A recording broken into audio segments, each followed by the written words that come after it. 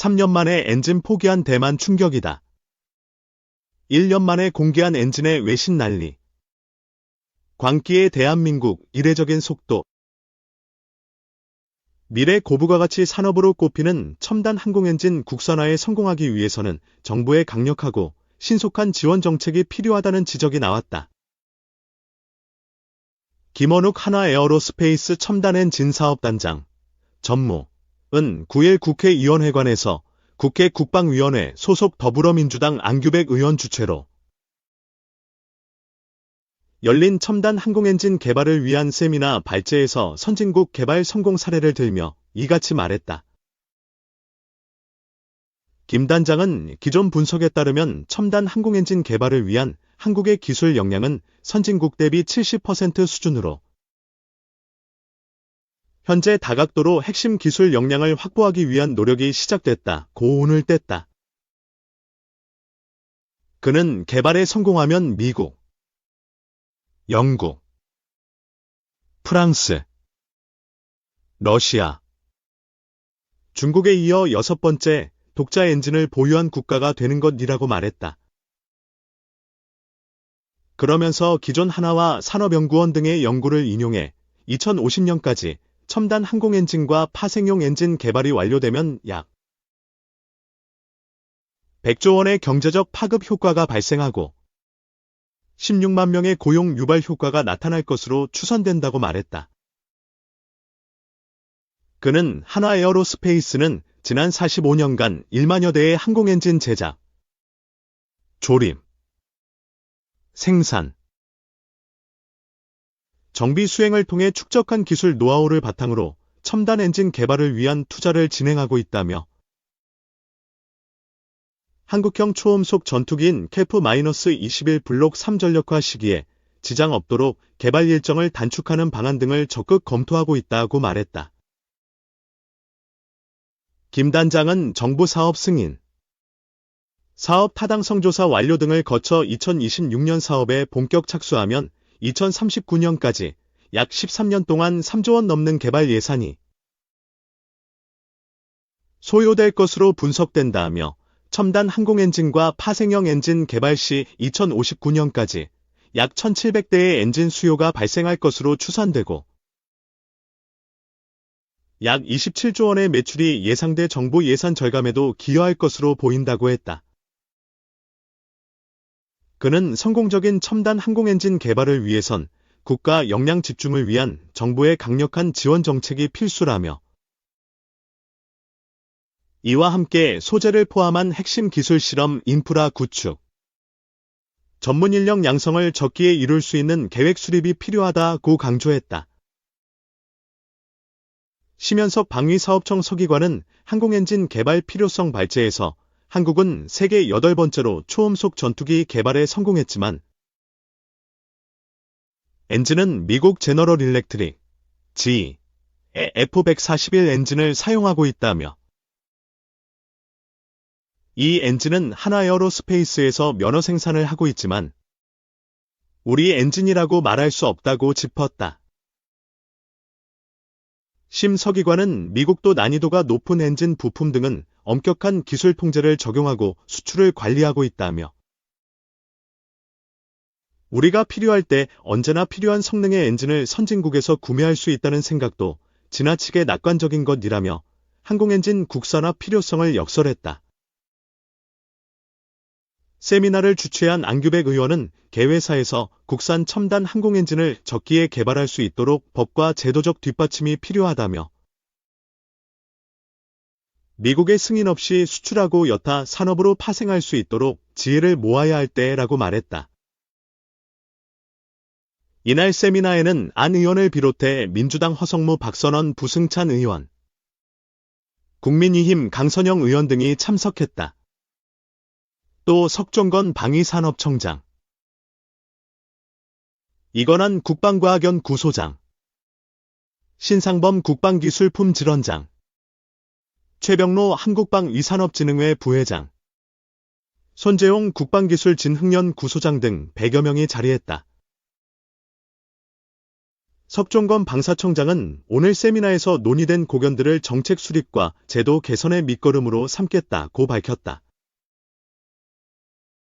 이 영국의 마음을 훔친 독일 자주포 HZ-155 4월 24일 독일을 방문한 리시 순행 영국 총리는 영국의 신형 기동 화력체계 획득 사업 MFP의 대상 기종을 독일의 HZ-155 자주포로 정했다고 발표했습니다.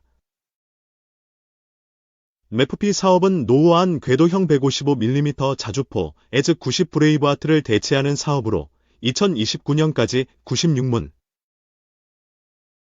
2032년까지 총 116문을 확보하는 1조 2천억 원 규모의 대규모 획득 사업입니다. 순핵 총리는 올라프 슐츠 독일 총리와의 회담 이후 이 결정을 밝히면서 영국과 독일은 유럽의 강국이다. 러시아의 공격을 방어하든, 경제 성장과 기술 발전을 주도하든, 우리는 함께라면 더욱 강해진다고 말했습니다. 이어 세계적으로 위험한 이 순간에 영국과 독일은 국내와 대륙 전체의 안보와 번영을 지키기 위해 나란히 서 있다며 유럽이 직면하고 있는 새로운 안보 문제에 대해 공동으로 대처하겠다는 의지를 피력하기도 했습니다. 영국 국방부에 따르면 HZ-155 자주포는 영국과 독일에서 모두 생산할 예정이며 이를 통해 일자리를 창출하고 영국의 군수산업을 강화할 수 있을 것으로 전망했습니다. HZ-155 리모트 컨트롤드 하우이트서 말 그대로 155mm 원격 제어 자주포입니다. HZ-155 자주포는 독일의 KMW사가 2014년 개발했습니다. 2016년 6월 프랑스 파리에서 열린 방산전시회 유로사토리에서 처음 공개됐고 2021년 8월 독일 작센주 클리츠 군사훈련장에서 이동 중 사격 능력을 시연하면서 주목을 받았죠. 자주포가 이동 중 사격을 한다. 글쎄요. 정확도는 어디로? 어쨌든 관심을 끌기에는 충분한 영상이었습니다. 차체는 나인메탈과 KMW 합작해 설립한 아대에서 제작한 복서 장갑차를 기반으로 합니다. 복서 장갑차는 독일과 네덜란드, 영국, 리투아니아는 물론 호주와 알제리, 우크라이나 등에서 2,000대 넘게 운용되는 유럽의 베스트셀러 장갑차입니다. 그 위에 PZ-2000 자주포에 사용 중인 나인메탈의 155mm 52구경장 주포와 포탄과 장약을 자동으로 장전해주는 AM 포탑을 얹었습니다. 에그 안에 포탄 30발과 추진 장약 144발을 장착할 수 있습니다. 중량 39톤, 전장 10.4m, 폭 2.99m, 높이 3.6m의 자주포를 단 2명의 승무원이 조작합니다. 포탑이 360도로 회전하면서 마이너스 2.5도에서 플러스 65도의 각도로 사격할 수 있으며 20초 안에 첫 포탄을 발사할 수 있고 분당 최대 9발을 발사할 수 있으며 발사 후 10초 이내에 작동을 중단하고 이동할 수 있어 적의 반격을 방지할 수 있습니다. 사거리는 기본 40km.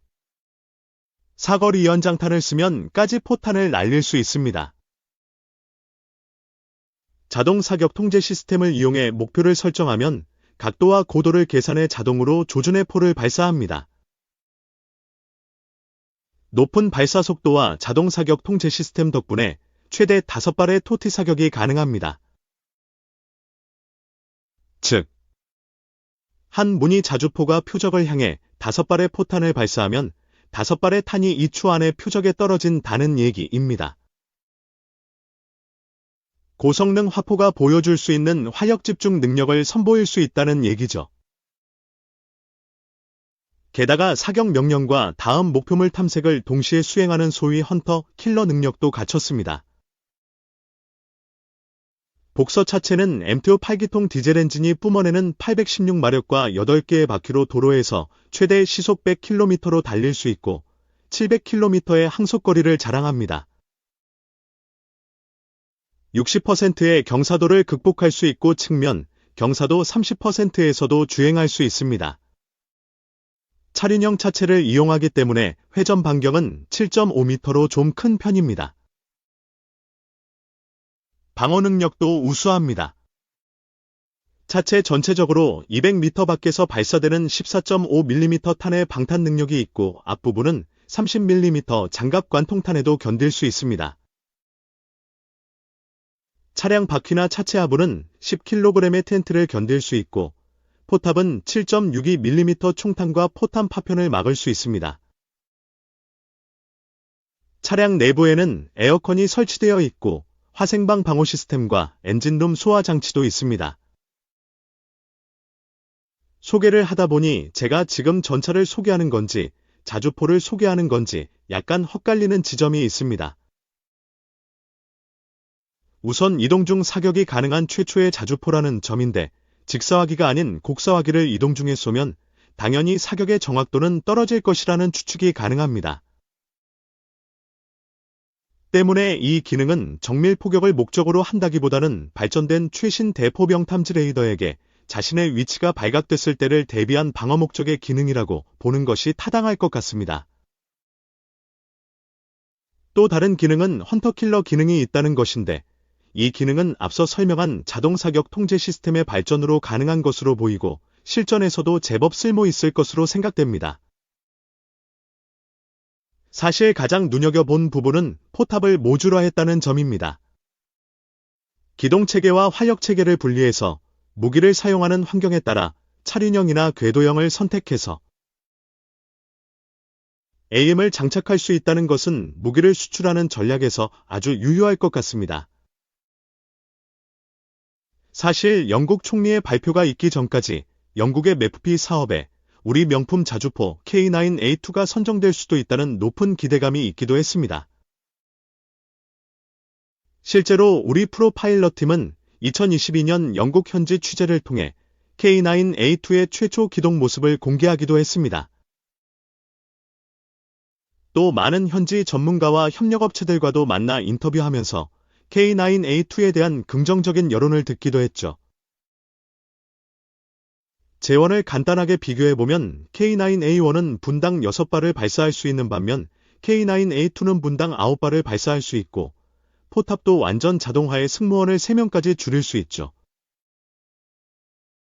다만 차륜형과 궤도형이라는 서로 다른 차체가 갖는 장단점이 좀 두드러진다는 것인데 엔진 출력은 1000마력으로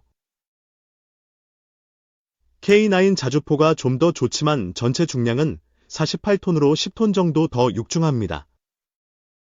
또 K9의 최대 시속이 67km로 RKC-155에 비하면 많이 느립니다.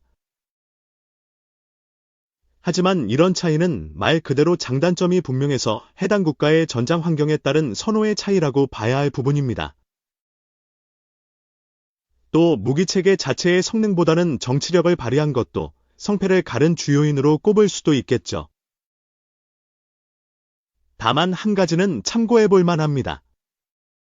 앞서 말했듯이 바로 포탑과 차체를 분리해서 적용하는 전략입니다.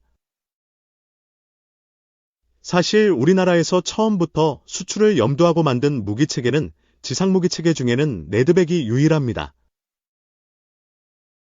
세계 여러 전문 업체와 협업해서 전혀 새로운 무기체계를 우리 방산업체의 이름으로 만들어냈죠.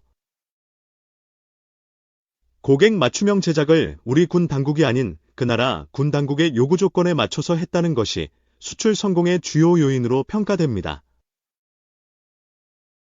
기반은 조금 다르지만 F-50도 이런 전략을 사용합니다. 각 나라마다 다르게 요구하는 무기체계 통합과 레이더 조합이 다르고 성능의 수준도 조금씩 다르지만 해당 국가의 요구를 알아내려는 치열한 노력 끝에 상황이 다른 여러 나라에 성공적으로 수출을 하고 있는 무기체계입니다. 그러면 K9은 어떻게 해야 할까요? 조금 더 유연한 전략이 필요하지 않을까요? 지금 거론되고 있는 루더 자세한 내용은 헤럴드 경제의 유튜브 채널 프로파일럿을 통해 시청할 수 있습니다. 마니아 시장뿐 아니라 중동 지역의 수출도 고려한다면 어떤 전략이 필요할까요?